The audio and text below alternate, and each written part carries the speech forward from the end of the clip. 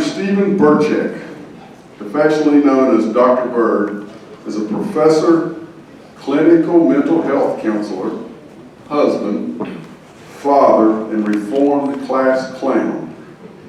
In fact, as a lot of y'all know, my wife Tony can attest to that. She and Doc Bird are classmates from Abraham Lincoln High School in Denver, Colorado, and she threatened me with bodily harm if I said how many years ago. Bird is a nationally recognized speaker on issues of positive psychology and has spoken to nearly 500,000 practitioners, educators, students, and professionals nationwide. He is the author of 5 books, including It's Not a Crisis, It's an Inconvenience, which you now have copies of, and Dr. Bird will personalize later. He's going to be around. Dr. Bird was honored with the New York State Champion of Character Award. After 40 years of work in education as a teacher, coach, and professor, he still strongly believes that the most important gift we can give each other is people who still believe in the power of positivity, kindness, and compassion. Please welcome today's guest speaker and a great new friend of mine, Dr. Bird Birchak. Bird.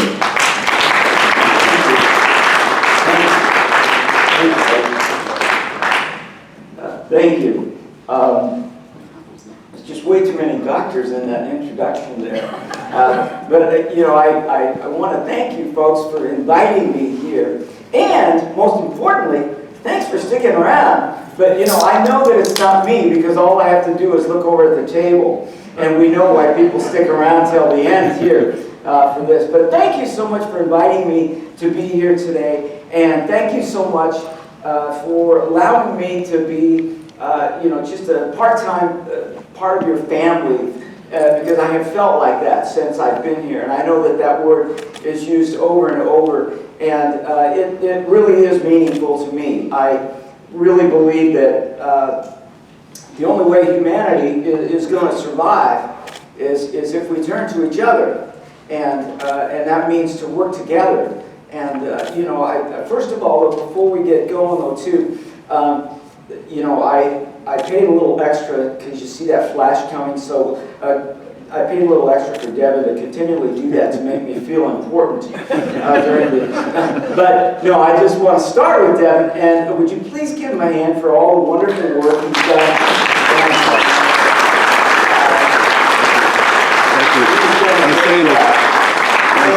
He was one of the contacts early on when I was talking to Rick and I was talking to Devin, and we were, on the phone. We had some Zoom calls and stuff. But also, I want to give a hearty congratulations to Evans. Please give him another round of applause for the work he's done. And is Sandy in here?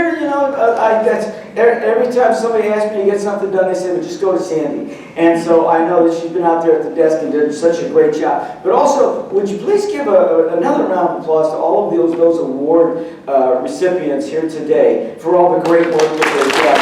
It's so important.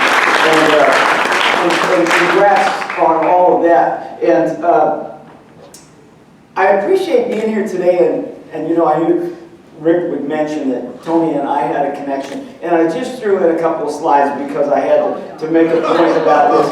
But myself, growing up, yes, I have, between my wife and I, we have 7 college degrees, and it doesn't mean that we're smart. It just means that we have a lot of perseverance. But when people ask me about my youth and growing up, I was one of those kids, and I'll share with you that when I was growing up, I wasn't always that great kid. And let me see if my thing is working here now. It's not working, but that's okay. Let's try that. But several years ago when I had to move my mother, we had found a whole bunch of stuff that she had kept that I never knew that we had had. And this is a picture of me when I was younger, and I was so tiny that I couldn't wear belts. So I always had suspenders everywhere I went so my pants wouldn't fall off of me. But I was one of those kids that was so hyperactive and so distractible. The biggest complaint of all of my teachers is that I had perfect attendance. And I drove them insane. And let me tell you something. My teachers didn't always, enjoy me, but I loved school. I had a great time. And I still tell my students, after teaching at the college level for many years, I tell them at the beginning of the semester, I say, I don't know if you're going to have a good time this semester, but I am. And I say, I guarantee you, I'm going to have a great time. But what happened is that I went through my mother's, that she had this great big, it was like a trunk down in the basement, and I found this file I'd never seen before, that she had kept all of the schoolwork from all of us kids. And I have 2 older brothers, 2 younger sisters, so I started to go through their files. And actually, this is one of my older brothers. I blotted out his name so you can't see it. But as I'm going through my older brother's files, it's A plus, all these beautiful, work of art that they did in elementary school, middle school, high school, and and this is my brother's. You can see the teacher writes at the top, very excellent. Okay, and I go through my sister's files, same thing, A plus. Now I get out my file. Honest to goodness, and this is the truth, so help me. I open my file, and I'm going to show you the top 3 papers in my file. How did I do back in those days? Well, these are the top 3 papers in my file, and I go through this one after another, and it's F. And I said to my mom, I said, Mom, why did you keep these? And she said, that's all we had. And so this is my life growing up, that I was that, attention deficit, hyperactive kid. I can't pay attention. If any of you have hyperactive children, and you hand them a worksheet, they might test out really high, but their job is, it's like, I'm going to be the first one done. I don't care how many are right, but I'm the first one done. And my favorite one, though, is the one, and I actually saw her name on our class list when we had a reunion a couple of years ago. The one in the middle, because what we learned back in the day to further humiliate children is you have them trade papers with their neighbor, right? And then their neighbor's going to grade it, and then you would sign your name at the bottom so you can see that Kathy Siberoy graded my paper. And everybody remembers Kathy Siberoy because Kathy Siberoy, oh my God, well, she's ambidextrous and she can write with both hands. And I remember looking over at Kathy Siberoy, and she looks at me and she pulls up 2 red grades and she goes, and this is the grading that I had. But my report cards came back time after time after time, and with all of these comments, he needs to apply himself. Oh, that's it. Once he applies himself, he's going to get straight A's. And back then, we didn't have any diagnosis. We didn't even know what attention deficit was. And when I was in college, I actually went on academic probation because I was really struggling. I always had that blue-collar ethic that never miss an assignment, never miss a class, do everything they ask you to do. I had that blue-collar ethic, but I couldn't figure out how to pay attention. Once I got instruction, I got straight A's in how my brain works. In my master's degree, straight A's. In my doctoral degree, straight A's. But it had nothing to do with my abilities and my brain. It had to do with strategies. And so anyway, we would get these things coming back to my parents. He's a class clown. He needs more detention. I led the school in detention. That was one area that I excelled in. And last but not least, he may be unsafe because Mrs. Breffel wants to strangle him. And so that was my life growing up. And so if you have kids in your life, or grandkids, that have, grades that look like that, they might grow up one day to be, a noted professor and an author. You never know. But anyway, as I start off today, we were talking about what the title is. And in case you're wondering, when I was a child, I had a teacher that was reading a book about animals, and she came to this part about this little bird, and she looked at me and she said, "Why, you're no bigger than a bird." And my buddies all started calling me Birdie, and that was my nickname as a kid. And in case you're wondering where Dr. Bird came from, is that I was called Birdie ever since I was a young child. My wife has never called me by my first name. She always called me Birdie. And I grew up with that name to be Mr. Bird, Coach Bird, Dr. Bird, and that was my whole life, in case you're wondering. But today, as we're talking about this topic of happiness, and I think that there's no other time in the history of our nation when we've been more pushed in so many directions in terms of our mental health. And in my professional career, when I got started in psychology, I noticed that most of the literature out there had to do with psychopathology. There's tons of research, and there's a very noble and important place for that, because how we diagnose it and how we treatment plan it is really important. But less than 5% of all the research that's done in psychology is done on positive psychology and happiness. And many years ago, I got interested, and I turned on to this guy by the name of Abraham Maslow, and he talked about how he didn't study who was broken, you know, because that's what a lot of psychologists do. We study people who have broken parts, but he studied the people who were excelling for whatever reason. They were getting the most out of their potential. People like Abraham Lincoln and people like Einstein. And he would take these people and say, what is it that they do? How is it that they achieve these things? And how do they become self-actualized? And it got me hooked. It got me hooked on positive psychology, because I got to thinking, you know, look, you know, I proudly admit this, that I am a normal neurotic. I am a normal neurotic, and I'm as neurotic as the day is long, and I mean that.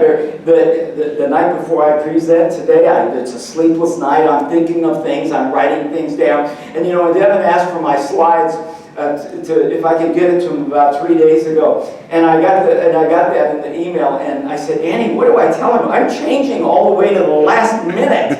I'm still writing things down, and because that's the way my brain works, but. You know, for me, happiness is attainable, and some of what I do with my students is I take examples out of their own lives in how we can change the way we think and how we change the way we behave. But typically, this is how we think of happiness. This is what we hear from a lot of people. Maybe, someday, as soon as I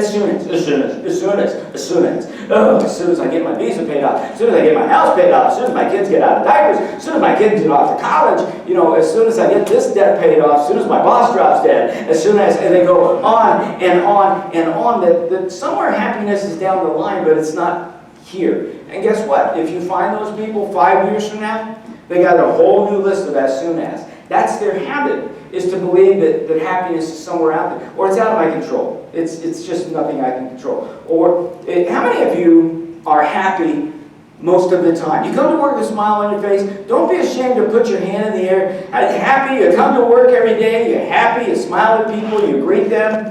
Some of you aren't sure, you're texting your friends, am I happy? My God, that's a trick question this early in the morning. But, you know, if you're happy, be proud of that. But I guarantee you, I know how miserable people see you. I know exactly how they see you. You know, it's one of two things. She's just lucky. She's just lucky. She grew up in the right family. He's just lucky. You know, look, he gets the right jobs every year. She's just lucky. You know, she married the right guy 20 years ago, and God, look at my husband, you know. And they're certain, if you're happy in a relationship, it has to do with luck. No. Or, number two, if it's not luck, they look at you every day as you come in, and they say, look at her. She's just an idiot. She has no idea how bad things are here. If she knew what I knew about this place, she'd be just as miserable as me. And all of us have worked with those people. Every single person in this room has worked with people like that. They're just certain that you're an idiot because you don't know the things about life that I do. And here's one of my favorites, those, these things always happen to me. These things always happen to me. Every time I get out of the turnpike, all these idiots out there. Every time. There was a woman standing behind me, honest to goodness, in Home Depot. And she's just blathering to herself. Oh my God, these things always happen to me. Every time I come to Home Depot, nothing but morons waiting on. And she's like talking to herself. So finally I turned around and I said, these things happen every time? She said, yes, every time. And I said, do you have a cell phone? And she said, yes, why are you asking? I said, because you know what I think it is? I think it's the government following you and me around.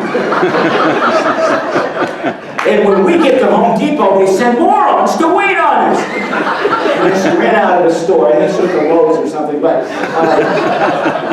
they're certain that these things are happening to them. You know, that these things always happen to me. Well, let me tell you something, guys. The world is getting more crowded every single day. You know, the long lines, traffic, get used to it. These things are happening to all of us. They're not just happening to you. The world is getting more crowded every day. As we speak, they're making more people out there. You'll get that joke later, you know. But they're happening to all of us. And here's a very traditional way that people look at happiness. Ernest Hemingway, I love you, you're a great author, but we also know you suffered from manic depression. You had some huge bipolar episodes in your life. But he said this, he said, happiness in intelligent people is the rarest thing I know. His thoughts were, the smarter you get, the harder it is to be happy. And I completely disagree, because I know an awful lot of people that are really, really, really smart, and they're as happy as the day is long. And it's because of the way that they think about life. And, you know, if you contrast that with Frank Lloyd Wright, who's one of the great architects in history, he says, the longer I live, the more beautiful life becomes. Now just think about that one sentence. Isn't that the way life should be? The longer I live, the more beautiful life becomes. And the second part is even more beautiful. He says, if you invest in beauty, it will remain with you all the days of your life. And I ask people, what kind of beauty are you investing in these days? When you look at someone that you work with, when you look at your spouse, do you still see the beauty? You know, Annie and I have been together for 44 years, and it's like just when I never thought that a relationship could keep getting better and better and better and better, and to where we continually see things in life and in each other that make it stronger every day. Now, clearly, bad stuff happens. Bad stuff happens. We know that. I've had some horrible things happen in my lifetime, and we had lost our son at age 27 to an epileptic seizure. And you know, I've lost some very close people. I lost 5 of my best friends during COVID and the pandemic. And you know, many of us share that we have horrible things. But also, happiness can be when good things happen to you too. You know, just by chance. Something by chance happens, and it's great, you know, such as the lottery. And you know, it's like we would all love to win the lottery. We would all love to win, you know, the Mega Millions. I don't know what it's up to, but we watch that and we go, $100 million, $200 million. And most of you have probably said, geez, I've never met anyone who's actually won a lottery. And well, I've got news for you right now. I have won the lottery. Actually, I did win the lottery several years ago. And this is actually my winning ticket. This is my winning ticket. And for those of you that you might have this game in your states, it's called Cash for Life. And in the Cash for Life, it's a lottery. What you do is if you get all 5 numbers plus the Powerball, you get $1,000 a day for life. You get $1,000 a day for life. If you get all 5 numbers, without the Powerball, you get $1,000 a week for life. Now, my winning ticket only had 3 matching numbers, so I won $10. But I did win the lottery. I did win the lottery, and you know, there I was in the store. You know, okay, how many of you hated me for about 1 minute there? You know, lottery. But I was there in the store with my $10 winning ticket thinking, oh my God, what am I going to do with all this money? Maybe I'll get some ice cream. Maybe I'll get deluxe ice cream and treat myself. And anyway, I went and bought a pack of cigarettes. And I'm just kidding. I don't smoke. I heard they stunt your growth. If I started smoking, I'd disappear.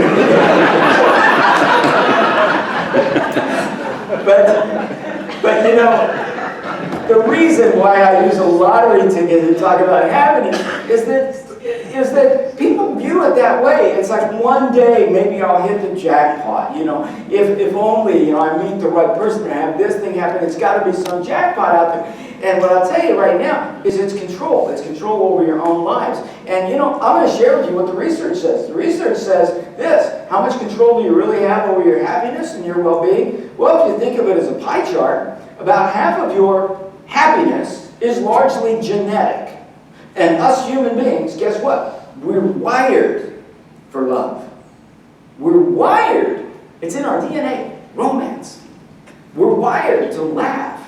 We're wired for these kinds of things. And that's our genetic makeup. Some people, they might have some biological, physiological predisposition that might lend itself to certain conditions such as depression and cyclothymia. Sometimes we do need pharmaceuticals and things. But you know, about half of your happiness is largely genetic. And I guarantee you, if you've gotten up on any given day and you've had love in your life, and your genetic set point is probably okay. It's probably okay. So let's look at 50% of your happiness.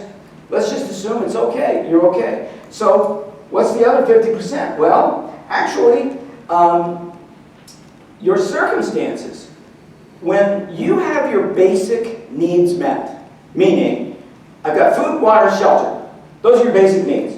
And guess what? Everybody in this room has their basic needs met. There are people who the circumstances play a much bigger part in different parts of the world because of starvation, because women are second-class citizens, because of oppression. Yes, circumstances play a huge part. But for the average American who has a number of rights, freedom of speech, a number of things, if you have your basic needs met, your circumstances only make up 10% of your happiness. 10% of your happiness, that's it. So the other 90% is 50% is genetic, and then the other 40% is this, and this is the part that I like the most. It's intentional behavior. It's what you choose to think on a daily basis. That's intentional behavior. It's how you choose to behave on a daily basis. You choose that, and that's a really, really, really important word. That's the word I use constantly throughout all of my clinical counseling psychology classes when I would be training clinical mental health counselors. I say, you shouldn't be in this business of counseling unless you believe that people have a choice. Unless you believe that they have a choice in the way that they think and the way that they behave. And there's an awful lot of tension in the world today, an awful lot of tension. And but what you hear from a lot of people is this. This is a great quote from Wayne Dyer. He says, if you're suffering in your life right now, I can guarantee that it's tied up with some kind of attachment of how things should be. Should. And we hear these people everywhere you go. They're your neighbors, they're your relatives, they're the people you work with. Should. You know what you know what the government should do? You know what the administration here should do? You know what executives should do? You know what we should do? And they just go on all day long. Should.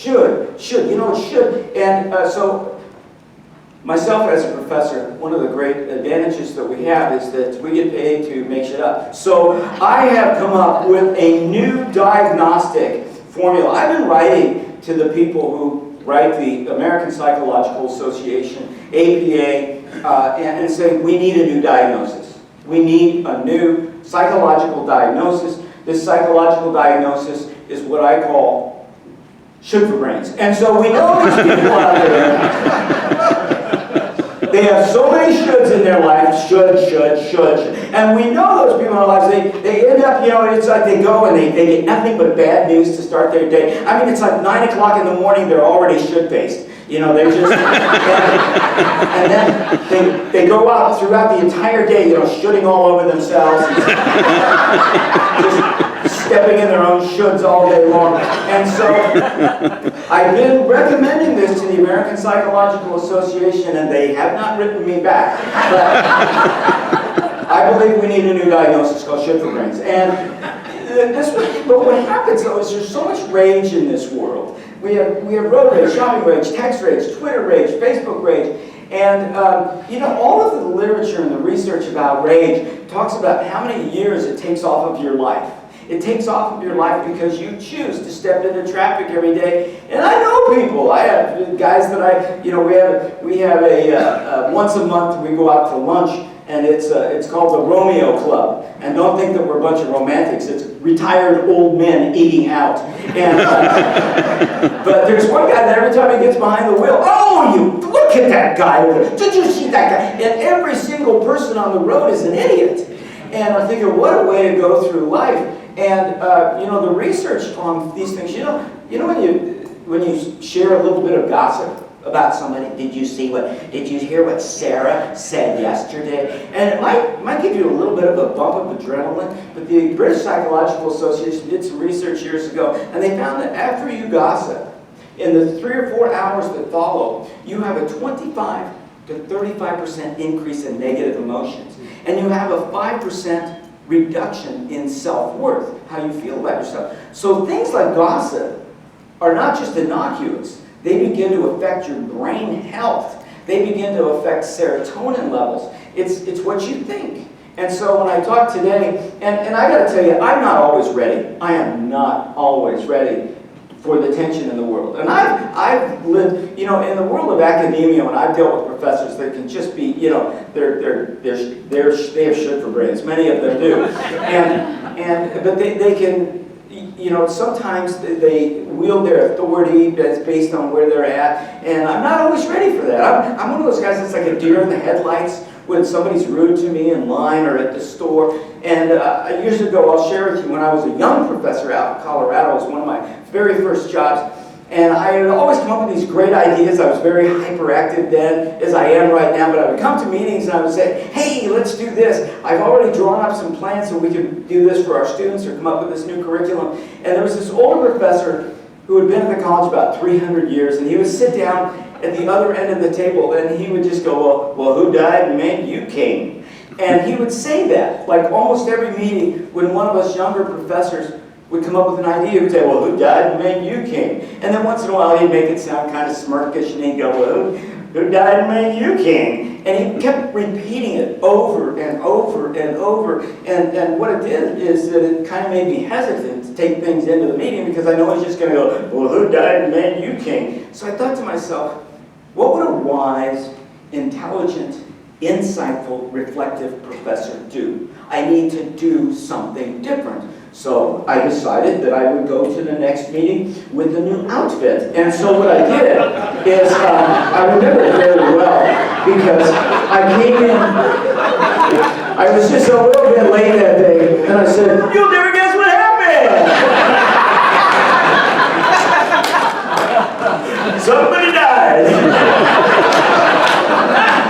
You'll never guess who they named king.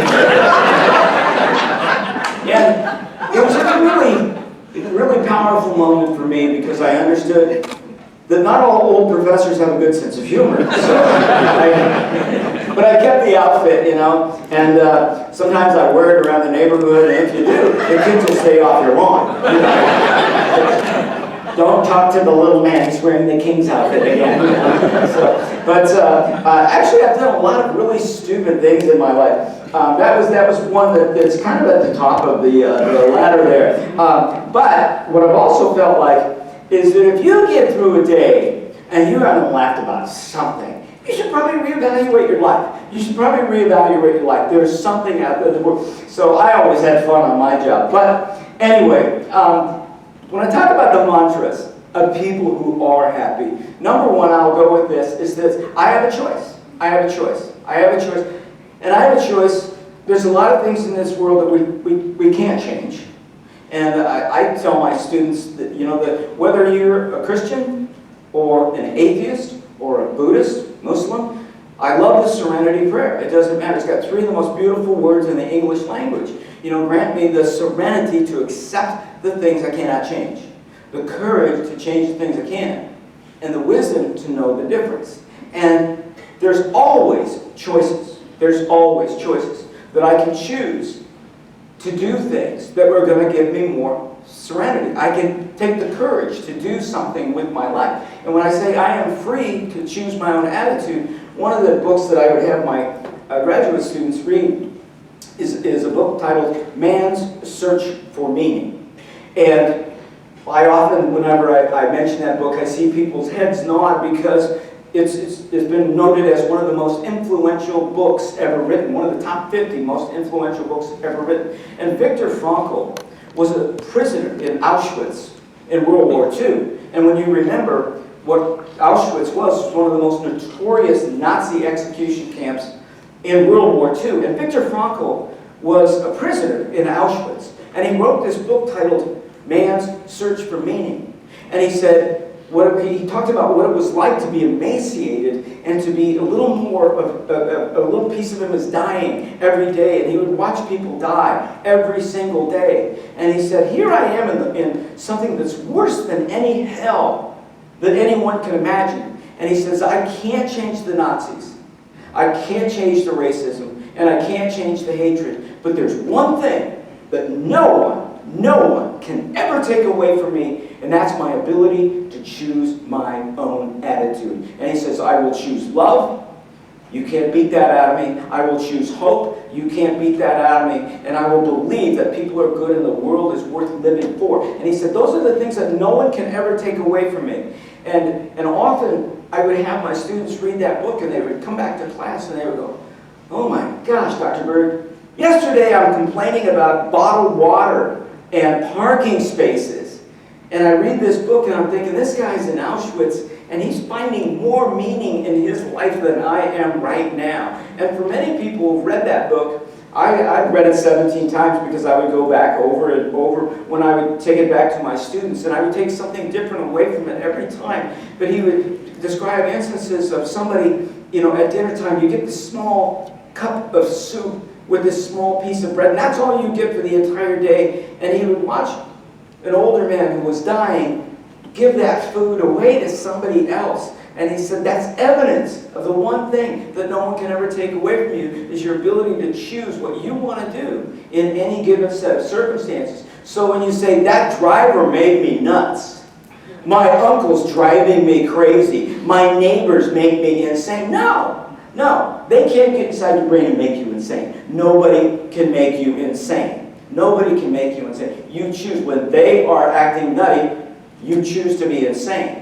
And sometimes, it can be a trap that insane people, the nutty people in our lives want to pull you into. They want you to, to jump on board with them. And so we should, but also when we say, I'm free from, I'm free from all those coulds and those shoulds, and I'm free to let go of my past, let go of people's influence over me. And so, first, I have a choice. We've got to ask ourselves too, though. Look, there are real crises in this world. The pandemic, that was real. That was a real crisis. If you have a loved one dying of cancer, that's a real crisis. There are real crises. 9/11 was a real crisis.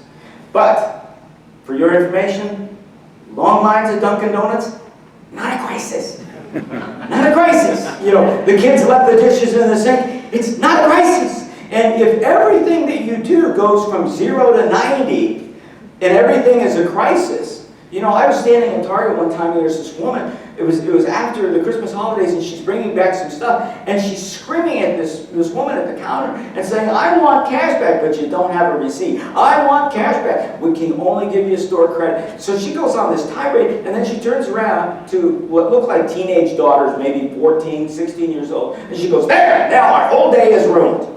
And I'm thinking, 5 or 6 years from now, when these girls, they go off to college or out there on their own or doing something else, and they're melting down, are you going to wonder who they learned that from? Where did they learn that overreaction from? And just because something is important, it doesn't give us a license to go nuts. Just because it's urgent, it doesn't give us a license to lose our minds. And it may even be critical, but the defining characteristic of anyone who's in a leadership position is how they act when the chips are down. How do you act under pressure? How do you act under pressure? How do you act when people really need you to come through? That's the defining characteristic. Do you have that person in your life? And many of us can just look back at our own parents. How did they handle a crisis? Were they escalating? Because there's one or the other. We're either escalating or de-escalating. And I know people every day they get into traffic and they start to escalate. I love this from Vince Lombardi. Vince Lombardi had a lot of great quotes. He was a football coach for Green Bay Packers many years ago. But he says, adversity and challenges not only build character, they reveal it as well. So look at how people acted in times when the chips were down. It revealed their character. But they can build character, but they also reveal it. And so, throughout this conference, I've heard about uncertainty, risks, uncertainty. And one of the lines that I use a lot is sometimes we just have to do it afraid. Sometimes we just got to do it afraid. But things like choices and self-worth and seeing the good in people, becoming a calming influence, and the role of relationships, these are our goals. And we got to be careful. We got to be careful. Work gets piled on. As we get older, we take on more responsibilities. Work gets piled on. Look at with Evans here. This is him at the end. This is him at the end of being a very good president, by the way, from everything that I've gathered. He has. But, I was doing a Zoom call with him just a couple of months ago getting ready, and I know this stuff has taken its toll because I took a snapshot of the screen, and you could see the stress that he was under. He's back in good shape right now. He knows that it's his last day, but wow, he was real. You can see with that, and it was like I spent a lot of time with Zoom calls with Rick, and he also said, by the way, I never wear anything during Zoom calls. And I said, okay.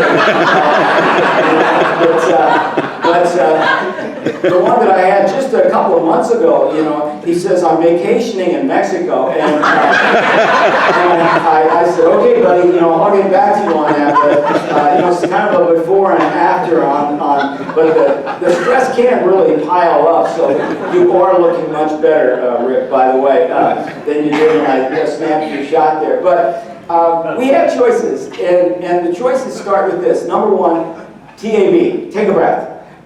I can talk for the next half hour about physiologically what that means to us.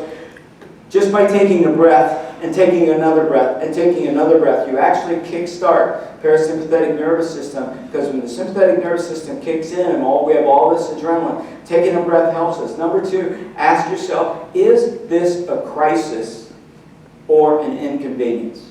Is this a crisis or an inconvenience? And by the way, this morning, when you're looking at the cover of the book there, that somebody had said to me, I can't remember who had said to me, he said, I see you got your wife on the cover of the book. That is a good husband move right there. And I said, well, you don't know the whole story. Actually, when they put together the book, I said, the author, the artist says, we're going to make it look like a kind of a crisis, though lots of little things going on the cover there. And I said, if I send you a picture of somebody, can you make it look like them? And Annie didn't know this until the books came to our house.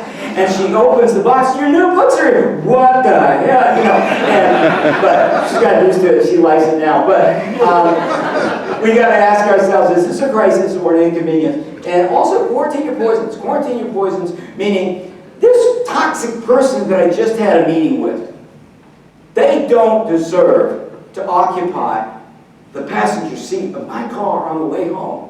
They don't deserve that. They don't deserve to sit at my dinner table tonight with my family. They don't deserve to share my pillow when I go to sleep at night. And when I say quarantine your poisons, sometimes I've gotten out of meetings and I went back to my office and I said it out loud. I say, I am going to leave you there. I am not going to drag you around with me all day long. I am done with you. And I had a friend of mine, and he was one of the most laid-back guys ever, and he worked at the college. And I said, Mike, we go to the same meetings. Nothing ever rattles you. And I said, people don't ever get on your nerves? He goes, oh yeah, people get on my nerves a lot. I said, well, how do you handle that? He goes, I got a little technique. Is I'm going to tell you about it. He says, when somebody's really getting on my nerves, I write their name on the bottom of my shoe. And he says, and then just throughout the day, I just kind of let it wear off. So whenever I see Mike just dancing down the hallway, I know he just came from another toxic meeting. But what a great strategy, Look, I know that many of you, especially in this day and age, with the pinch of all sorts of pressure economically, that you're called upon to, do a lot of things. And I know for me that I am often asked, I've been asked throughout my entire career, asked to do the impossible. I've asked to, the impossible. Dr. Birchak, we need this by Friday. And there's just no way you can get that done by Friday. So what I've done, to deal with the impossible is I show up at meetings when I know that they're going to ask me to do the impossible. I just show up with magic. And so, Dr. Bird, we need that by Friday. Consider it done. And when you use magic in your meetings, this is the good upside. They stop asking you to be on committees. It's just, who should we ask to be on the professional development committee? Should we ask Dr. Bird? Well, he's wearing the tiara again. So I'm thinking he's starting to lose his stuff. Now, that might be just a little bit too edgy for you. So I'm going to give you guys a tool here today you can take with you. It's nice to come and you come away with tools. See, you didn't think you were going to learn a damn thing here today, but I've got a great tool for you that you can use when you have to deal with toxic people. And it's not, you don't have to be like the tiara, but this is a great tool. I would take this with me to every meeting that I ever had at the college, and people would say, well, Dr. Bird, that's just a fork. No, this is not just a fork. This is what's called an incarceration imagination device. If someone is getting on my nerves, I can imagine what they would look like if they were in jail. You can be a little subtle with it. Bob, that's one of the best ideas you've had all year long. I never got bored of meetings again. I mean, it was great stuff. The sad part is that half of you in here, you're going to go home to your families and go, hi dear, how was your day?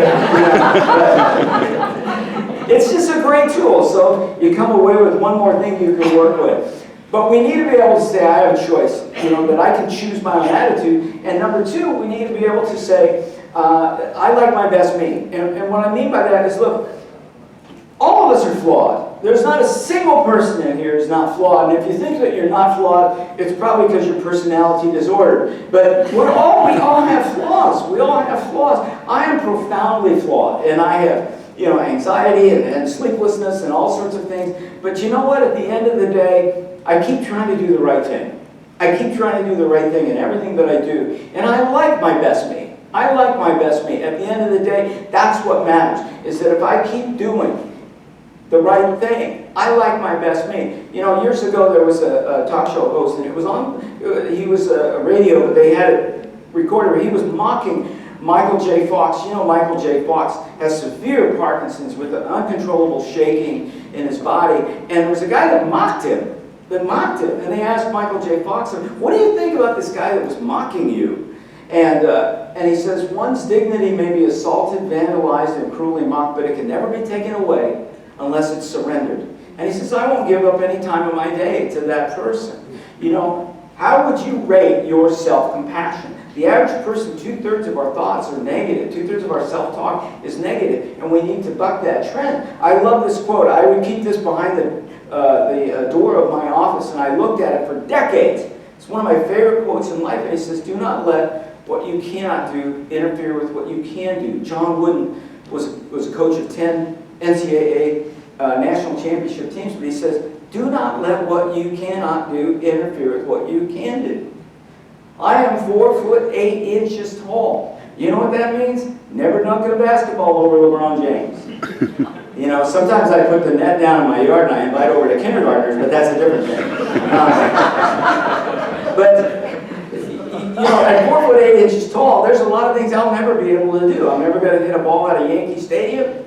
I'm never going to become a defensive lineman for the Kansas City Chiefs. Maybe the Jets, but not the Chiefs. There's 1,000 things that I can't do with my life. And very often we have kids growing up today with such low self-worth because all they do is they go online and figure out, this is what I'm being compared to, this is what I'm being compared to, and this is what I'm being, and they don't know how to evaluate their own self-worth. And we start with ourselves, and I'm not talking about overinflating your ego, but just saying, don't let what you can't do interfere with what you can do. We all have a skill set. And be able to say, I like my best me. Feel free to allow yourself to feel fragile. It's okay. Virginia Satir was a great family therapist. She was a theorist, a counseling theorist, and she said, we must not allow other people's perceptions, limited perceptions, to define us. Don't let their limited perceptions of you define you. And number two, I'm going to tell you, some people, you're just never going to be good enough. You ever work for those people that it doesn't matter what you do, it's never good enough? We got to let it go. We got to let it go. Because critics are in abundance these days. I mean, I know some people, you could be Jesus, Buddha, and Gandhi all rolled into one, and they're still going to find fault in you. You could just get done with the Sermon on the Mount, and they're going to go, no, no, no, no, those sandals did not go with that outfit. I'm sorry, terrible speech. And they're going to rip you to shreds. And we got to learn to let that go.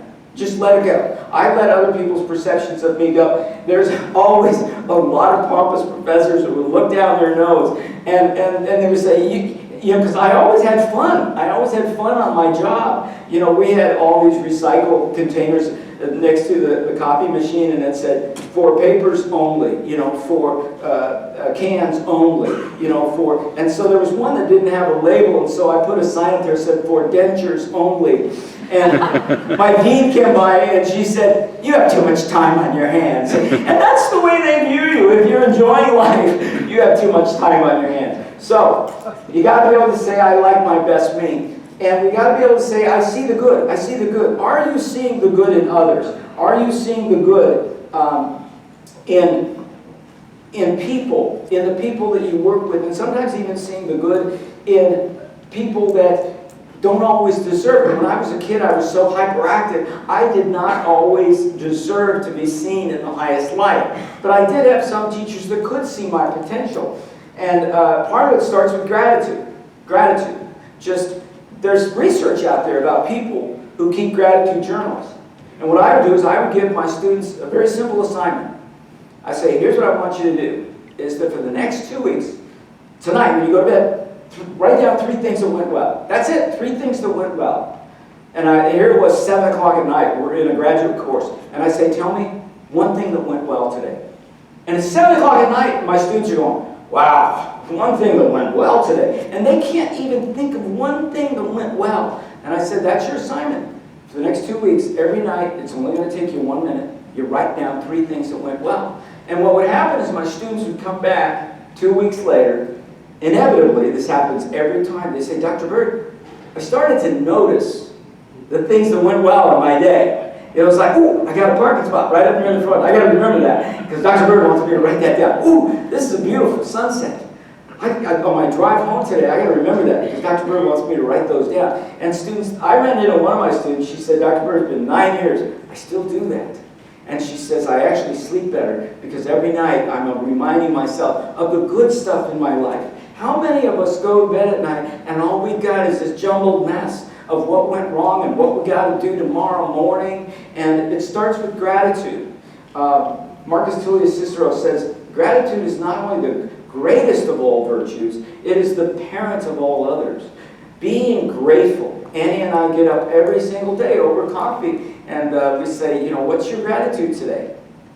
And I shared that with some people recently. They said, is it something different every day? And I said, no, it isn't. Some days we get up and it's the same thing as yesterday. You know, I'm grateful for our home. You know, I'm grateful that we have this wonderful relationship. I'm grateful we have each other. And I'll tell you where I stole that is from she was an office staff worker at the college that I was at. She had one of the most stressful jobs there, but every time I came in to see Ann, she had a big smile on her face.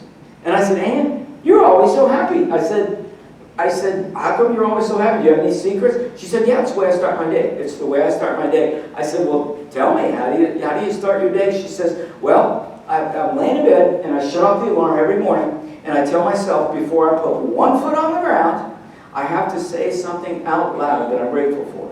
And she says, I don't just think it, I got to say it out loud. She says, this morning I shut off the alarm and said, I am grateful for my husband's health. She said, you know, he had a physical yesterday, I'm grateful for his health. And she said, the day before that, I said, I'm grateful for my children. She said, the day before that, I said, I'm grateful for my job. And she told me about the whole week. You know, think about that. She starts every day that way. Think about that. How did you start your day? How did you start your day? It's Tuesday, you know. I'm going to be back at work tomorrow, but I shouldn't have drank too much last night on that dance, for God's sake. I hope the last speaker isn't boring this morning, oh, for God's sake. But we start pouring on all these things that can go wrong in our day, and we haven't even started. We haven't even started. And so seeing the good is seeing the good in what we have in front of us. You know, I'll share with you, in everybody's life in here, you have somebody. If I sat down with each one of you individually and I said, tell me about somebody in your life that saw the good in you, I guarantee you'd have a wonderful story. You'd have a wonderful story. And people tell me stories. I have my students write about it. Somebody made a difference in their life, and very often it's about educators, but it could be an uncle, it could be an aunt, it could be a coach, but they all have a story. Somebody, and I said, what did that do to you? He said, it changed my life, that somebody saw something good in me. And I was that hyperactive, distractible, insane kid that drove everybody nuts, and my reputation preceded me all the way through my years. But I often get introduced as, you know, former college wrestling coach of the year. I was a small college wrestling coach of the year. I was head wrestling coach at Colorado Northwestern for more than a decade. And before that, I was assistant coach at Colorado University. And I did a lot of coaching in wrestling, and had a great career in wrestling. I was top 10 in the country in Greco. But they said, well, Dr. Bird, you must have been a great wrestler when you were a kid. You want to know the truth? I was horrible. When I was in elementary school, it's the only sport I could do, because I wasn't big enough for football or basketball. So I'd go up to the YMCA and I'd wrestle. I lost every single match in elementary school. It's the truth. I went off to junior high school. I lost every match in 7th grade. Every single match. I lost every single match in 8th grade. I lost every match in 9th grade. Then I got to high school and I made the team, because I'm the only one of my weight. And the lowest weight class was 98 pounds and I weighed 80. And I had a perfect record that year of 0-18. I got beat by everyone. I weighed 80 pounds and everybody else weighed at least 98. And I got trashed by everybody. But something magical happened that year. Something magical happened that year is that I had this coach who saw the good in me. And he had this old school saying, many of you have heard this old school saying, I'm busting my buttons. Have you ever heard anybody say, I'm busting my buttons? And what it means, my chest is swelling with pride. I'm so proud of you. And my coach Kluman, when he was proud of someone, he would say, Bertie, I'm just busting my buttons. I'm so proud of you. You're working so hard. And so it didn't matter what happened. I'd go run more sprints. I'd go lift some more weights. You know, I'd go out there and get beaten in another match, you know. Bertie, I'm just busting my buttons. I'd go work harder. And you know what happened is that I never got in trouble anymore because I didn't want to let him down. And actually everything improved in my life, but time after time after time, and eventually the next year when I was big enough for the weight, I was the city champion. And I remember it very well. And actually at one of our reunions, I ran into one of my old buddies. And his name was Bobby Loudon. He was the captain of our wrestling team that year. And he said, and he's meeting Annie for the first time, my wife. And he says, I'll never forgive Bertie for the way he won that match in the last few seconds.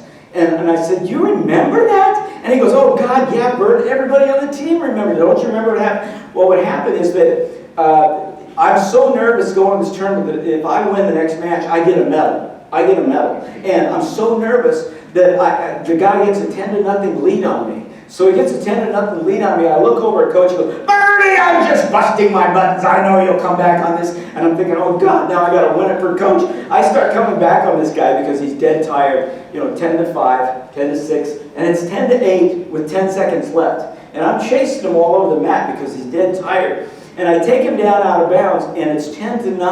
I'm behind. And I look over, and Coach goes, Bertie, I'm just busting my buttons. I know you're going to get this. And he gives me this thing, what's called the suicide cradle, where you have to leap over the top, and you lock around the head and the leg, and you roll through. And it's a very dangerous move. That's why they call it a suicide cradle. And so the whistle blows, I jump, I lock up, and we roll through. Referee blows the whistle, match is over, he stands up and he points to me, 2 back points, and I win the match. And I'll tell you something, you could have given me the Super Bowl trophy, you could have given me the World Series ring, none of that mattered. All that matters is Coach going, Bertie, I just busted, and he's shaking the daylights out of me. Well, as it was, Bobby Loudon says, I'll never forgive you because he herded us all into the corner. He screamed at us for 10 minutes. If you guys had half the guts Bertie had, all these state champions. And he says, I'm laying on the ground because I'm dead tired. I lost him. And he's kicking me for 10 minutes. Did you see what Bertie did? And I said, Bert, I swear to God, I still got bruises from Coach. And I said, thanks a lot. But those people in our lives, we never forget that.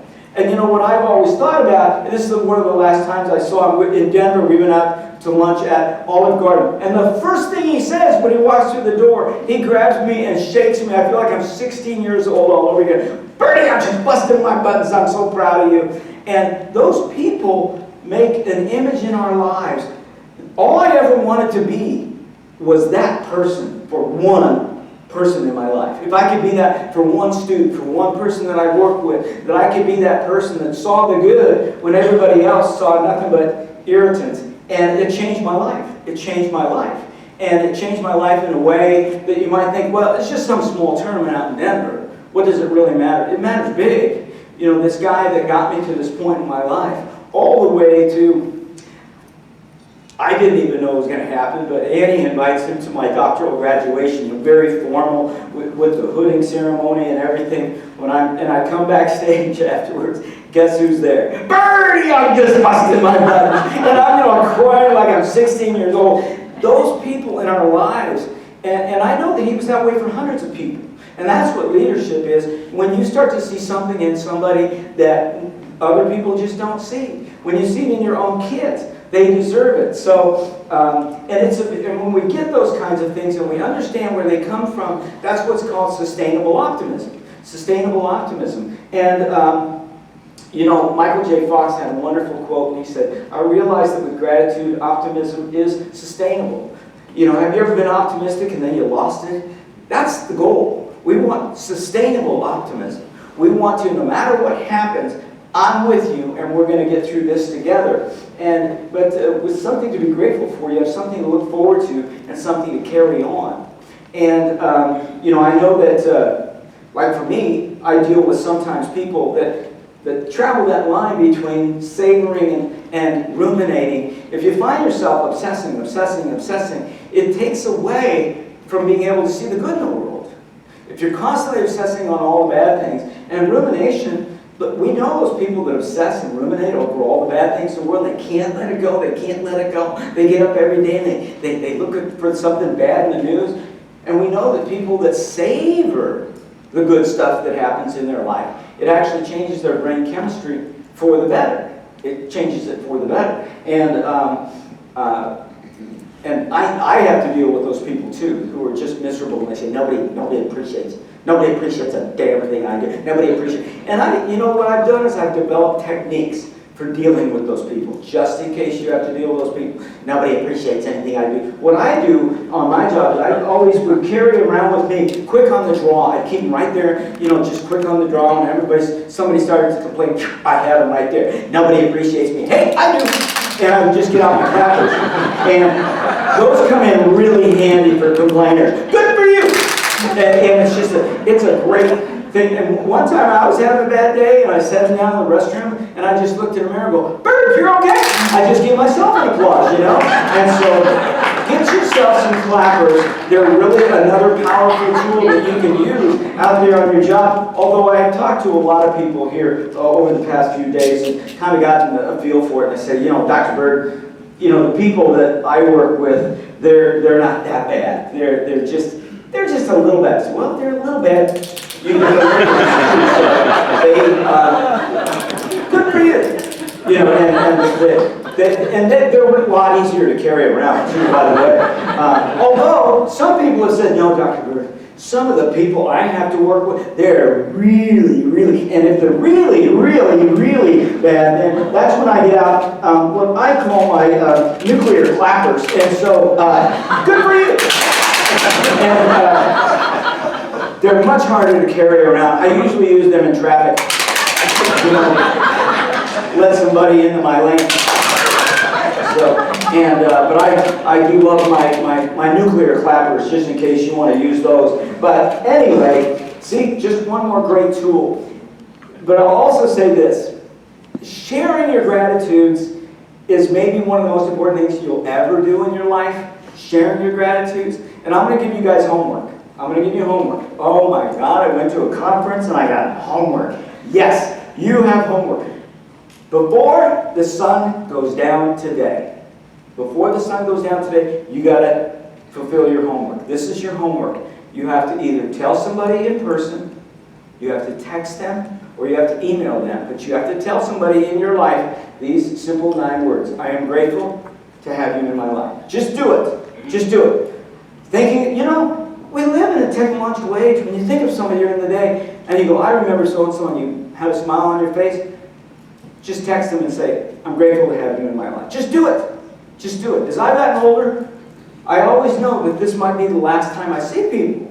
It happens. It happens as we all get older. And I tell people an awful lot now, just thinking of you today, grateful to have you in my life. And I give out that assignment all the time. And I want you to just think of somebody in your life, text them, email, even tell them in person. Maybe you saw them here. It's an important thing that we do. You know, and I give out that assignment all the time. I was at a conference, and I gave out the assignment, and it was before lunch. And after lunch, a woman comes up to me, and she says, Dr. Berg, I texted my husband, and I said, honey, I'm grateful to have you in my life. And she says, he immediately texted me back and said, I can see you and the gals are out drinking already. and there was another woman, she texted her daughter in college, and she said, honey, I'm grateful to have you in my life. And immediately her daughter texted her back, Mom, is something wrong? And maybe, you know, that's evidence that we need to look at this a little clearer. Because if you're texting someone and saying, you know, I'm grateful to have you in my life, and the reason they think you're texting is either something's very wrong or you're drunk. Maybe we should reevaluate our lives, you know, that we don't tell each other enough. You know, Jimmy Buffett had a great quote. He said, it takes no more time to see the good in life than it does to see the bad. And it's just seeing the good is a habit. It's a habit. It's a habit. And so we got to be able to have a choice. We got to be able to like our best self, whoever that may be, and we got to be able to see the good in the world. And we have to become, especially for everybody sitting in this room, you have to have the art of de-escalation. You have to become a calming influence, because if you're not calming the world, then what are you doing? You're escalating it. And it's one or the other. You can't find the middle ground. You're either calming in the world or you're escalating. And the art of de-escalation is to, first of all, start with you know, is this a crisis or an inconvenience? Is this a crisis or an inconvenience? And asking yourself. But it's also about, you know, you ever hear people say, you know what the problem is? I just speak the truth. I tell it like it is and people can't handle the truth. Yeah, I'm pretty sure you're a jerk. Sometimes de-escalating is keeping our mouths shut. Just being quiet about certain things. Because we don't have to escalate things. And I got to tell you that I'm not always the best at de-escalating, because I like to have a good time. You know, I'm kind of sorry to see that Southwest is going to go to seats you can select now, because what they used to do on Southwest is that they have you line up by A group and by B group and C group. And I always had fun with that, because Annie and I'll share with you the true story that we were out flying about a year ago, and I always try to get the A ticket so we can sit together and watch a movie, you know, on my computer. But we get in line, and I've got an A ticket, and I go, this is the C group, right? Is this the C group right here? And I get in line, and there's a woman about 5 people behind me. She can't stand the idea that this little man up there has a C ticket, and they're calling for the A group right now. And so, anyway, I stand there, and this woman starts to go, this is the A group. This is the A group. And now I can't even turn around. I can't even turn around and look at it. And she says it 3 times. This is the A group. She gets louder every time. Finally, my wife turns around. True story. She turns around and goes, pardon my husband. He's a jackass. That's the truth. And just when you think it doesn't get any better, this woman goes, don't worry. They'll catch him at the counter. We're going to catch the little man with the wrong ticket. She was so excited, you know. But anyway, the art of de-escalation is just about taking a breath. And but it's also, you know, I love this from Dalai Lama. He says, you know, if you can't find in your heart to love others, could you at least not hurt them? Could you at least not hurt them? I gave that to a group of middle schoolers once, and I said, what would your school be like if for a day nobody hurt anybody? And this one little boy raised his hand. He said, Dr. Burr, it would be like paradise. That's out of a 7th grader. That's like wisdom. He says, if we would just stop. But you don't have to like them. You don't have to agree with them. But please, if we just stop hurting each other. And we got to have, you know, willpower gets you good things in life. but it's will, not power. You ask anyone who's been in a long-term relationship, you know, Annie and I together for 40 years, it's not the things that we do, but the things that we don't say. You know, it's the things that we don't do that hold it together. That's called will, not power. The 3 is-its was taught to me by actually a teacher on Long Island when I was down there. And she says, before you send out an email, before you put a post online, ask yourself 3 questions. Is it true? Is it kind? And is it necessary? And if it doesn't meet all 3, she said, don't post it. Wait 24 hours. And I've had emails when I was heated and I was angry about something, and I said, okay, I'm going to put it on hold for one day. And I go back and I look at it, and I go, I don't need to say that. I don't need to say that. And sometimes just a little time helps us. And also recognize soft rage. And what soft rage is that it's passive-aggressive. You ever notice people are passive-aggressive? They're sarcastic about everything. We got to be just careful with that passive-aggressive stuff. And soft rage can also be like, any of you ever given somebody the silent treatment? That's soft rage. That's soft rage. Like, I'll be damned if I'm going to talk to her today. And we give people the silent treatment. There was a woman in one of my classes, she said, I told her, talking about soft rage, and when we give somebody the silent treatment, she goes, sometimes, Dr. Bird, I won't speak to my husband for 2 weeks after he's been mean to me. And I'm thinking, not to overquote Dr. Phil, but how's that working for you? And sure, he's running off to work and going, I just love it when she doesn't talk to me for 2 weeks, But anyway, becoming a calming influence, because like Annie and I, we're leaving here today, and like I'll be out on the highway. There I am, sitting on my 3 pillows, and people cut me off on the road, and I shake my little fist at them. You see how totally ineffective that is? It's completely ineffective. That's why I always carry with me what I call my portable fist of rage. And where did you get your license? And I carry it when you're a little guy, it really makes a difference. And it keeps you safer on the road because you can't text while you drive. Although someone called me on this and said, Dr. Bird, that's just like, in this day and age, isn't that just a little too macho? Isn't that a little too masculine macho? So I have created the new feminine edition as well. The ladies, a fist of rage, it's the one my wife uses to get that dress done. So anyway, just one more thing you can use, although it doesn't always work. So sometimes I've got a new technique that I just picked up recently. This is a really good one too, by the way. And when my wife will say, like, Bert, I gave you that list. Did you get to the bank? And did you get that shopping done today? And I just go. and then what I do is go. I fight for freedom.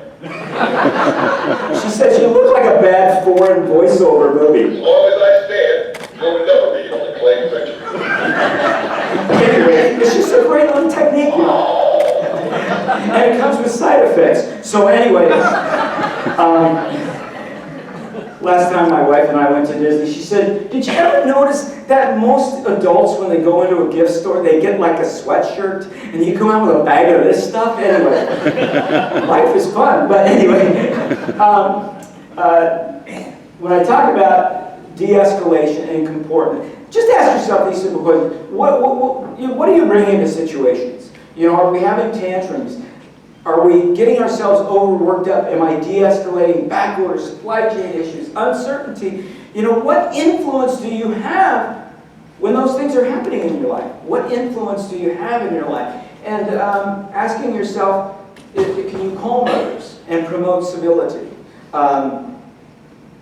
Because I'll share with you, look, I've just been on the road for a few days. We got here 3 days ago, and we were meeting a lot of people here. But in just 3 days, since I was driving here, I've already seen somebody post a picture of me online without my permission. Without my permission. Have you ever had a picture of you posted online without your permission? It so irritates me. My picture is online, and I didn't give them permission. And so I'm just so irritated when I saw this online. And when it came up on the screen on my computer, and it's like, I didn't know they had cameras there at those things, but anyway. Please notify authorities if you see this man. The last one I want to talk about is to be able to wake up every day and say, I love and I am loved. And you think of the person in your life who is your best friend that you've had for 20 years, 25 years, 10 years. And I guarantee you, they know all the bad stuff about you. Think about your best friend. They've seen you at your worst. They've seen you at your crappiest. And guess what? They love you anyway. They love you anyway. They see past all that stuff. And that's what's called unconditional positive regard. That they see past all of those things. I have a picture here of a bird and a bear. And it's a true story about myself in middle school, junior high school. It's a very rough junior high school where, you know, all of us, anybody who was small and, you know, was a geek or something, you were deathly afraid of your life. I saw a switchblade fight my first day of school, and I was like, okay, this is what life is like here. I just thought this was, but my nickname was Birdie, and on the first day of our gym class, we're sitting down there in alphabetical order, and I weigh 45 pounds in 7th grade, and sitting next to me is a guy that's 210 pounds, 6'2", and he looks at me and goes, who are you? And I said, I'm Birdie, and he goes, nice to meet you, I'm Bear. And his name was Ricky the Bear Berenson. And, you know, I would share that story about the bear over and over and over with people because he changed my life. He changed my life because he had a lot of power and he used it wisely. Everybody in this room has power. But the question is, do you use it wisely? Do you use it wisely? Do you use it to help others? And out of that, my wife kept telling me, you need to make a children's book out of that. And I did. So now I've got The Bird and the Bear, first day at Pine Forest School. And it's just a tale, and I love it because I can share with people what it's like to be the smallest animal in the forest and have someone befriend you. But, you know, to be able to wake up every day and to say, you know, I love and I am loved. But there's a great quote from Eric Fromm, and he said, instead of complaining about love, make yourself more lovable. You ever notice the people that are the most miserable in your life? Think of the most miserable human being you know. Some of you are looking around the room. But they'll constantly complain about, you know, my workers don't respect me enough, you know, my kids don't love me enough, my wife doesn't love me. No, you're not lovable. You're not lovable. What Eric Fromm says is that's a great myth about love, is that other people don't love us enough. He said, make yourself more lovable. But also the way that you do that, love goes with the validation of others. Validating others is one of the most important things you can ever do. And withholding validations is one of the worst things you can withhold from people. So be careful, because this is, you know, Leo Buscaglia said, the opposite of love is not hate. It is apathy. What he said is, he said, people don't just wake up one day and start hating. He says it's when they have these 3 words come out of their mouth. The easiest 3 words in the English language that come out of your mouth. I don't care. And once you say, I don't care about your job or any part of life, you lose all your power. And never fail to notice that in life's most difficult moments, what happens? You see the best of people come through. You see the best of people come through. I mentioned to you that I had lost my son years ago, and I'm telling you, I never saw a community react the way they reacted around me. And what I knew for certain is that I was loved. I had 3 boxes full of handwritten cards in my office, and it was an indication of how much people really, really, really do care. We get so caught up in the minutiae that we forget how good people are and their moments of caring about others. And, you know, I'll share with you a story. Actually, I had to go speak at a college in New Jersey the week that my son had died, and I couldn't make it, so I called them up, and I said, I can't make it. And they said, well, that's okay, Dr. Bird, we understand, you know, our condolences on losing your son. And I called up a guy that I had met once, and his name was John Vroman, and he wrote a book called Life in the Front Row, and I said, John, you also do, you know, college training for freshmen. And I said, I can't make it because I lost my son. And he said, don't worry about it, Bird. I've got you covered. I've got you covered, Bird. And so about a week and a half later, I go onto John's website and I realize that he had to drive from Buffalo, where he was there for a full day of doing college freshman training. He had to drive through the night to be down in New Jersey to do it the next day. And then the day after that, he had to be in Toronto. And I'm thinking, how did he ever fit that in his schedule to do that for me? And my takeaway from that is that, caring about people is never convenient. You ever notice the greatest leaders that you've ever known? They'll take their breaks, they'll take their lunchtime out for people to give them the time that they need. They take extra time. Caring and love is never convenient. It's never convenient. And you know what happened? I'll share with you something that changed my life. Is that about 2 weeks later, I get a card from John Groman. And I open it up, and John says, "I'm so sorry for the loss of your son." And inside it, he says, look, he says, I know you started a scholarship fund for him. And he says, and there's nothing that can bring your son back, but I just want to let you know this is my small gesture in memory of your son. He had taken his entire speaking fee and he had donated it to the Epilepsy Foundation. Not only was it inconvenient, the guy took a loss on covering that for me, and I hardly knew this guy. But I'm going to tell you, I believe there's a lot more John Romans in this world. I believe there's a lot more John Romans in this world than there are all the ugly people that we see portrayed every day. All you got to do, if you want to hate the world and be angry, all you got to do is go on the news on any given day. It'll give you somebody to hate, somebody to be angry at. But I'm convinced that 90-some% of the people in this world, they're good. They're good. They're decent. And what I'll say is just do it. Do it afraid. Do it afraid. Fearlessness is way overrated. Way overrated. Fearlessness is way overrated. Because people overuse that word. Tom Brady, he's fearless. If you're completely fearless, you're dangerous. You should be afraid.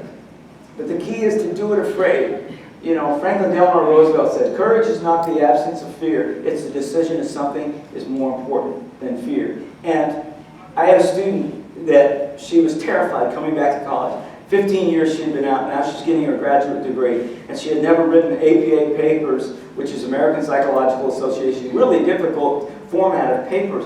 And I kept telling her, Justina, I said, just do it afraid. Just do it afraid. And that became her mantra all the way through the program. She started telling other students, do it afraid. Students started putting it on their graduation caps, do it afraid. And everyone is talking about doing it afraid. But let me tell you what happened. Is a week after graduation, Justina sends me an email, and she said, Dr. Bird, you have no idea how those 3 words have impacted my life. That I'm a woman who always I never believed in myself, and now I know I can do it. It might be painful, but I can do it afraid. And she said, I told myself, I'm going to have a permanent reminder of those 3 words. And she had a tattoo on her wrist of do it afraid. This was after she graduated. And she said, I know I can do it. And sometimes you never know what those small words can do for somebody. And, I love this quote from Eric Fromm. It says, give that which is alive in you. If nothing is alive in you, you have nothing to give. And to make the greatest difference, I'm going to say this to everybody here. Don't forget your passion. It was so great for me to sit down, and when I asked Evans about Sunbrella, and his face lit up. And I'm sitting with Lisa last night at the dinner dance, and she starts to tell me about what her role was in Sunbrella and some of the testing. And she just lit up telling me about it. And every person that I've met here tells me about something that they're passionate about.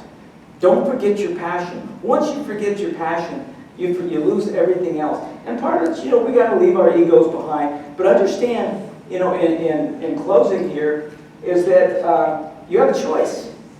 Everybody has a choice. We all have everything we need to be happy. You can like your best you, see the good, be a calming influence, and regard love in our lives. And ask yourself this question, is it fun to be you? Is it fun to be you? I had a little guy, I was working violence prevention in schools, and I would go in and do character education every week, and there was this little boy named Ayub who was 6 years old, and he was always so happy, and I said, Ayub, why are you always so happy? And he looks at me and goes, because it's fun to be me. And I love that. It's like, what wisdom out of us. You got to ask yourself, is it fun to be you? People that I work with, I just want to shake them. Is it fun to be you? Yes, I'm enjoying life. Are you really enjoying life? Yes, I'm enjoying life. Why don't you tell your face, for God's sake? But that question, and also, if you didn't know how old you were, how old would you be? Satchel Paige. If you didn't know how old you were, how old would you be? I love to write shopping carts, by the way.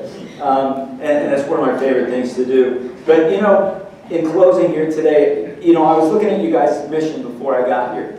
And exchange professional knowledge. It's been wonderful. I've learned so much during the time I've been here. Promote social relations, education, personal relations, scientific research and scientific activities.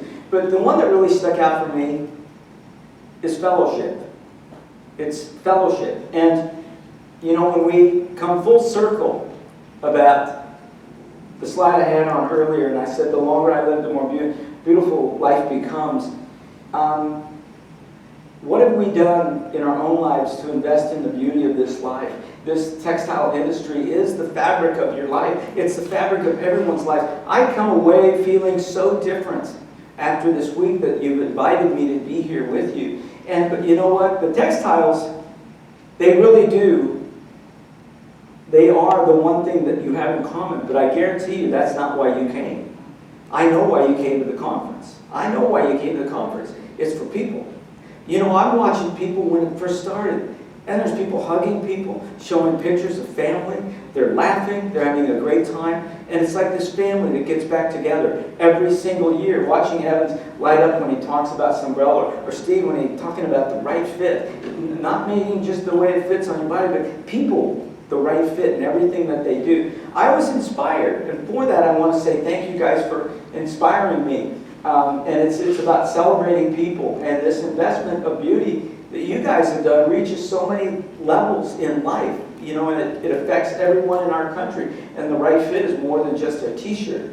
But you know, as I close, I talk about the thing that I started with. What's your intentional behavior today? What's your intentional behavior today? And I'm going to remind you guys that it doesn't cost you a cent to come up with kindness, patience, compassion. All those things don't cost you a nickel. But you can give them all away and still have just as much. That's the beauty of that. And don't forget your homework. You got to tell somebody I'm grateful to have you in my life. And in closing, I just want to share with you that believe is maybe one of the most important words in my life. Believe, believe, believe. And you got to believe. You got to believe. And I'll share with you, I told you that my son, who was 27 years old when he passed away, he had an extraordinary life in those 27 years. And he was freakishly strong. He was freakishly strong. Like, you know, when your kid is in 8th grade and they can hurt their dad, that's freakishly strong. But I'll share with you that he had 20 surgeries by the time he turned 20 years old. He had epilepsy, he was legally blind, and he always had this dark cloud hanging over him. But he was the happiest kid I ever knew in my life. He just saw life in ways that every day I was learning about how to have a good attitude from him. From him. This was my kid. And he had a knee surgery, and so he was in the weight room, and he was working out, and he was beastly strong, and he's doing repetitions on the bench press. And there was an AAU coach come walking in, and he goes, "Nick, how old are you?" And he says, "How much do you weigh?" And he runs out of the room, and he comes back, and he says, "I printed it off. You're doing repetitions in bench press with a weight that's almost a national record." And he said, "You should train for powerlifting." And so Nick says, "Okay, I'll train for powerlifting." So he started training, and he started winning all these meets up in upstate New York. And it qualified him to go to the national championships. The AAU National Championships down in Washington, D.C. So Nick was so excited he's going to go to the AAU National Championships, but back in the warm-up room, he has an epileptic seizure. And once you have one of those big seizures, you're dead tired for the rest of the day. And I said, "Nick, it's okay, buddy. You don't have to be in the championships today." He goes, "No, Dad, that's what I came for. We're going to lower all my opening lifts, and I'm going to be just fine." Well, he ends up placing in the top 4 in the country, and it qualifies him for the World Championships. Now, this is 3 months away. And so in those 3 months, there's this little guy, and I'm going to tell you something. He's in 9th grade, and he weighs 105 pounds. And he's getting me up every single morning. "Dad, let's go lift. Dad, let's go lift weights. Dad, let's go lift." So I get up with him every day, and we go lift weights. And he was so dedicated. And by the time we got to the World Championships, well, another bad thing happened is that we're on the Beltway in Washington, D.C. It's back in Washington, D.C. He has another huge seizure.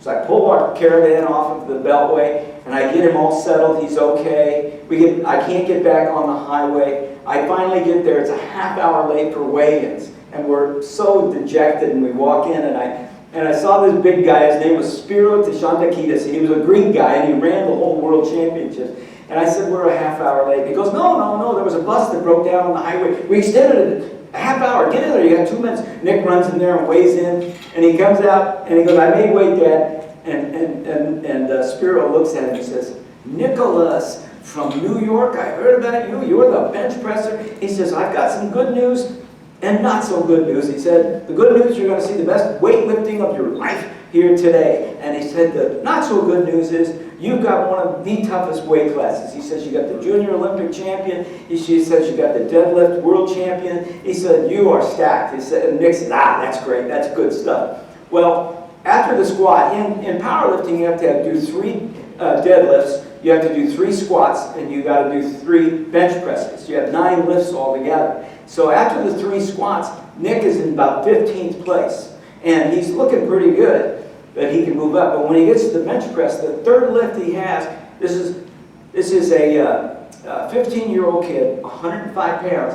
He bench presses 170 for a national record that stood for 20 years. And he bench presses 170, and now he's in 3rd place. And we get to the last 3 lifts where he's deadlifting, and I'm doing the math furiously before he goes out to lift. And I said, Nick, if you lift 270, now imagine a 105-pound kid lifting 270 pounds. And I said, you've done that in practice. You're gonna get a bronze. You're gonna get on the podium. You're gonna be up there, buddy. And he said, he looks at me, he doesn't like an eye, and he said, Dad, what does it take to win it? I said, oh, God. And I do the math, and I said, that's 300 pounds, Nick. And he goes, Dad, tell him to put it on. And I said, Nick, it's your decision. You got to choose what to do with 300 pounds. You never come close to 300 pounds. He said, no, Dad, that's what I came for.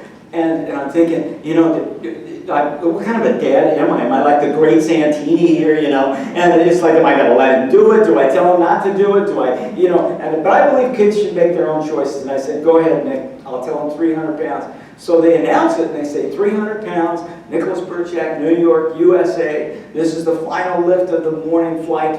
And Nick gets up there, and the places, and he said, this is for the gold medal. And everybody's on their feet, and they're going nuts. And he's back there. I'll never forget. He's putting chalk on his hands. And he looks at me, and he says, Dad, I can see that you're worried. He said, but don't worry about it. He says, it doesn't matter how much weight's on the bar. The only thing that really matters is if you believe you can lift it. And I said, when did my kid turn into Yoda of the weightlifting? But he says, it doesn't matter how much weight's on the bar. The only thing that really matters is if you believe you can lift it. And I said, okay, buddy. And he says, I got this, Dad. And so I go down off the stage after he puts the chalk on his hands. He steps out there, and the whole place is on their feet. And I'm down below watching. And he reaches down to, the head referee puts the hand up. He reaches down to grab the bar. And he starts pulling, and this place, they're just screaming, come on, Nick, come on, Nick. And it was for the gold medal, and I look, and it's as if the weight was just glued to the platform. It's not going anywhere, it's 300 pounds. And I said, that's okay, And the things that we try to do in life, I think they define us more than the things that we get done in life. What you try to do is what really defines you. And if he doesn't lift it, that's okay. But he would not give up. And he's pulling, and now everybody's just screaming, come on, Nick. And I look up on the stage, and the weight starts to come off the platform. 1 inch, 2 inches, 3 inches. And he starts to stand up straight, and he's holding this, and he's quivering. And now the place is just explosive, and he's holding it there. The referee puts his hand in the air. He puts the weight down, and 3 white lights come up. And he runs off the stage. The place is going nuts. He jumps in my arms and said, Dad, I knew it. I believed it, and I knew it. And I'll never forget that moment and that word, believe, believe. And if you take anything else with you here today, it's believe. We don't know about what's going to happen in this world, in our economy, but we got to have people in leadership positions who believe, that believe, and that's what's going to help carry us through. And there's no guarantees in life. And I thank you for your time. I thank you for listening to me here today. And this is one of the many meets that he had won gold medals in. This was the Empire State Games, and he also won them in Olympic lifting. But it was a fabulous story. And the only way you have a chance to find any purpose, meaning, and perseverance in your life is if you believe. And I just want to say thank you, and I hope you enjoy the books. You know, I've signed them all, and if you want me to personalize them, I'll stick around as long as you like. And I've also got Bird and the Bear books. Annie and I, so far, we've been able to raise money for 20 college scholarships for high school kids who, to go to college, kids with epilepsy. We've been able to fund 20 scholarships. All of my books, every book that I've written, the proceeds go toward those scholarships. So I just want to say thank you so much for being my friend. It means a lot to me. You guys have been great, and you've inspired me. Thank you so much. Give yourselves a hand for the work you do. Thank you.